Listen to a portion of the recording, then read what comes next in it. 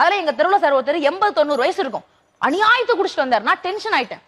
என்ன தாத்தா வயசு என்ன ஆகுது, உன் குடும்பத்துக்கே நீ ஒரு மிகப்பெரிய தலைவன், குடிக்கலாமா, அறிவு இல்ல, வெக்கமா இல்லன்னு அந்த ஆள் மனம் திறந்து என் காலில் விழுந்து மன்னிப்பு கேட்டான் சார். நான் அப்படியே உருகிட்டேன். என்னதான் இருந்தாலும் ஒரு ஆம்பளை என் காலில் விழுகிறது என்னால ஏத்துக்க முடியாது.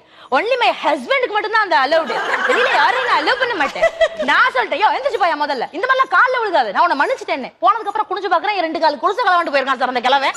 அப்புறம் தான் தெரிஞ்சு குவார்டருக்கு விதி இல்லாம தான் என் காலில் விழுந்திருக்கு. இன்னைக்கு எங்க போனாலும் திருடுறான் சார். வாழ்க்கையே எனக்கு திருட்டு மயமா போச்சு. 2 இளைஞன் வேலை விட்டு இல்லாம இருந்திருக்கான். ஒரு பேங்க்ல போய் கொள்ளையடிக்கலாம்னு முடிவு பண்ணி ஒரு பேங்க்ல போய் கொள்ளையடிச்சிருக்கான் சார்.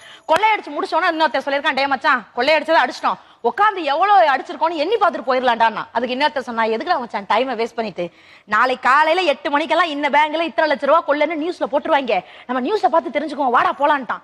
கரெக்டா காலையில 8 மணிக்கு நியூஸ்ல போட்டிருக்காங்க, இந்த பேங்க்ல 15 லட்சம் ரூபாய் கொள்ளைன்னு. இவன் தூக்கி வாரி போட்டுச்சு. அடிச்சது 10 தாடா மாப்பிள்ள, இவன் என்ன 15ன்னு போடுறான்னு.